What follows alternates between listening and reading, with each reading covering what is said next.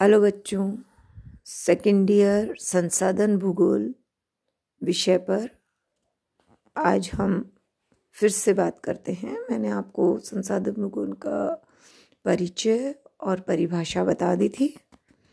आज हम बढ़ते हैं उससे आगे संसाधन भूगोल की प्रकृति पर। तो संसाधन भूगोल की प्रकृति। संसाधन भूगोल मानव के लिए उपयोगी प्राकृतिक तथा मानवीय तत्वों अर्थात संसाधनों के स्थानिक या क्षेत्रीय अध्ययन से संबंध है। यानी संसाधन भूगोल के अंतर्गत मानवीय और प्राकृतिक तत्वों के जो क्षेत्रीय संबंधों का जो क्षेत्रीय अध्ययन किया जाता है वही महत्वपूर्ण होता है। अब इसकी प्रकृति में क्या तत्व हम प्रमुख रूप से सम्मिलित कर सकते हैं, उसमें सबसे पहला है संसाधन भूगोल संसाधनों की स्थानिक भिन्नताओं का अध्ययन है। संसाधन भूगोल भूतल के विभिन्न भागों में प्राकृतिक तथा मानवीय संसाधनों के वितरण, भंडार, उत्पादन, उपभोग, समस्याओं, संरक्षण एवं प्रबंधन आदि में पाई जाने वाली क्षेत्रीय भिन्नताओं का वैज्ञानिक अध्ययन एवं विश्लेषण है। अर्थात संसाधन भूगोल के अंतर्गत हम किसी भी प्राकृतिक और मानवीय तत्वों की हम उनके कितनी मात्रा में उपलब्ध है ये पढ़ते हैं, कितना उनका प्रोडक्शन हो रहा है, उत्पादन हो रहा है वो पढ़ते हैं, कितनी मात्रा में और उसका उपयोग दुरुपयोग हो रहा है या सदुपयोग हो रहा है। फिर उसके उपयोग से होने वाली समस्याएं, ज़रूरत से ज़्यादा अगर हम किसी भी चीज़ को उपयोग कर रहे हैं तो उसके संरक्षण के बारे में, और संरक्षण के लिए उसका उचित प्रबंधन, यानी जितनी मात्रा में इस समय हमें आवश्यकता है उतना ही उसका उपयोग हो, इस तरह के प्रबंधन का वैज्ञानिक अध्ययन। और इन सारी चीज़ों में का क्षेत्रीय भिन्नता, यानी ये सारे जो तत्व हैं वो अलग अलग क्षेत्रों में अलग अलग तरीके से सॉल्व होते हैं या अलग अलग तरीके से उनको पढ़ा जाता है, उनको मैनेज किया जाता है। तो इसमें संसाधन भूगोल संसाधनों की स्थानिक विभिन्नताओं का अध्ययन है, यानी हर स्थान पर जो भिन्नता है उसका अध्ययन संसाधन भूगोल के अंतर्गत किया जाता है।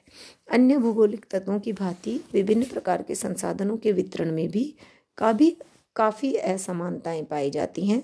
स्थानिक या क्षेत्रीय विभेदशीलता या भिन्नता का अध्ययन भूगोल की सर्वाधिक महत्वपूर्ण प्रवृत्ति है, जिसका वही स्थान संसाधन भूगोल के अध्ययन में भी है। उदाहरण के लिए जैसे कोयले का वितरण विश्व के सभी भागों में समान नहीं है, बल्कि यह केवल कुछ विशिष्ट क्षेत्रों तक ही सम्मिलित है और सीमित है। इसके उत्पादन एवं उपभोग की दशाओं में भी काफ़ी भिन्नता देखने को मिलती है। इसी स्थानिक विभिन्नता की व्याख्या करना संसाधन भूगोल का प्रमुख लक्ष्य है। यानी कोयला कितना निकाला जा रहा है, उसका कितना उपयोग आपके उद्योग धंधों में हो रहा है, व्यर्थ जा रहा है, ईंधन के काम में आ रहा है, इन सभी चीज़ों का अध्ययन करना ही संसाधन भूगोल का मुख्य उद्देश्य होता है। दूसरा है संसाधन भूगोल एक संश्लेषणात्मक विज्ञान है।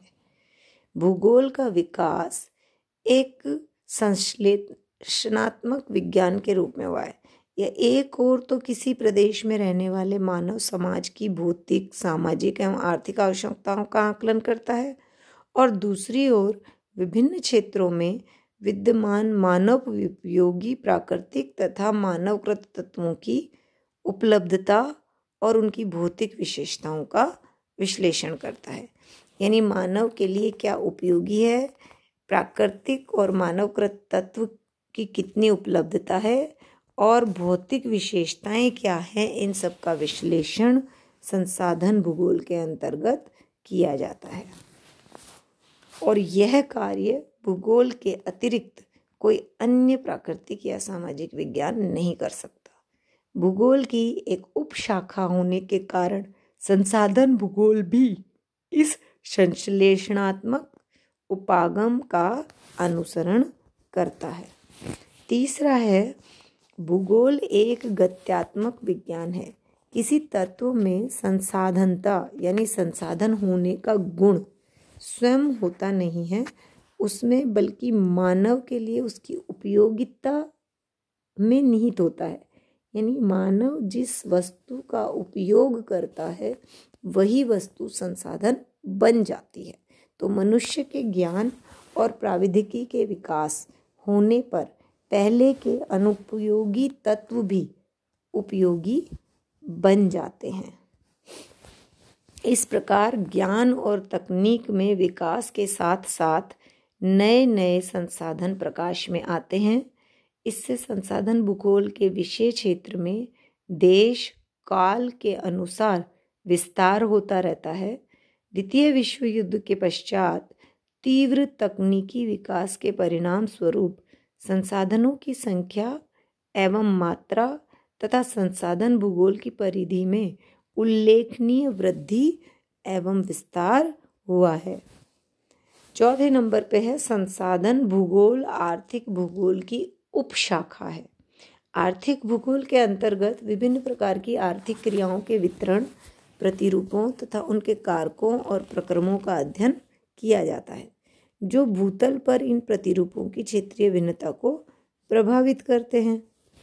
आर्थिक भूगोल में मृदा, जल, जैव तत्व, खनिज, ऊर्जा और प्राकृतिक संसाधनों में आखेट, मत्स्य पालन, पशुपालन, वनोद्योग, कृषि, विनिर्माण उद्योग, परिवहन, संचार, व्यापार, वाणिज्य आदि आर्थिक क्रियाओं तथा अन्य आर्थिक पक्षों एवं संगठनों का अध्ययन सम्मिलित होता है।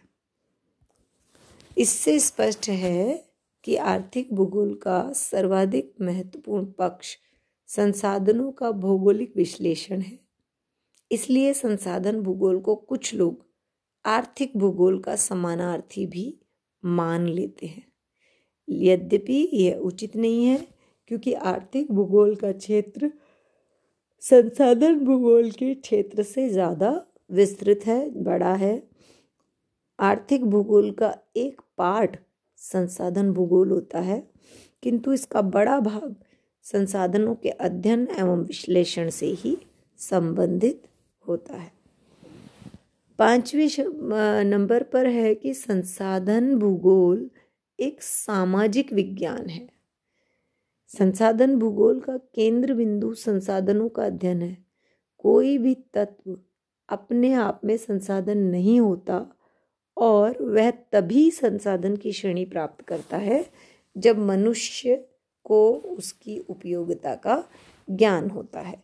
यानी कोई भी संसाधन, जैसे कि अभी यदि हम कोयले का ही एग्जाम्पल लें, तो जब तक मनुष्य को नहीं पता था कि कोयले से क्या क्या कार्य हो सकते हैं, तब तक वह केवल ईंधन के रूप में ही उसको उपयोग में ले रहा था।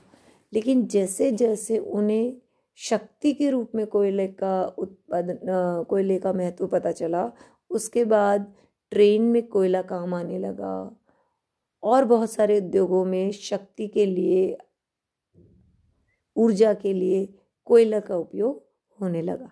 तो संसाधन जब मनुष्य के लिए उसकी उपयोगिता हो जाती है, जब मनुष्य को उसकी उपयोगिता का ज्ञान हो जाता है, तब वह पदार्थ कोई भी संसाधन का रूप धारण कर लेता है। इस प्रकार मनुष्य का ज्ञान ही सबसे बड़ा संसाधन है। प्राकृतिक तत्व, मानवीय गुणों, ज्ञान, तकनीकी विकास, सामाजिक संगठन, सहयोग, सहकारिता, राजनीतिक संगठन, सांस्कृतिक विकास आदि के फलस्वरूप ही संसाधन बन पाते हैं। अब देखिए, इसमें काफ़ी सारी बातें बोली गई हैं कि जैसे मानवीय गुण, यानी मानवीय गुण क्या, उनकी क्षमता। कुछ मानव जो हैं वो शारीरिक श्रम अधिक करते हैं, कुछ मानव जो होते हैं वो मानसिक श्रम अधिक करते हैं। तो मानव की शारीरिक क्षमता, उसके बौद्धिक गुण, उसके शारीरिक गुण, उसके सामाजिक गुण, इन सभी का योग संसाधनों के निर्माण और उपयोग करने में महत्वपूर्ण होता है। जैसे तकनीकी विकास, किसी भी क्षेत्र में यदि तकनीकी विकास उच्च स्तर का है तो वहाँ पर संसाधनों का जो निर्माण है, उपयोग है, वो ज़्यादा होगा। तो यहाँ पर संसाधनों के निर्माण, उपयोग तथा महत्व में व्यक्तिनिष्ठता अधिक पाई जाती है। सामाजिक गुणों की प्रधानता के कारण संसाधन भूगोल सामाजिक विज्ञानों की श्रेणी में आता है।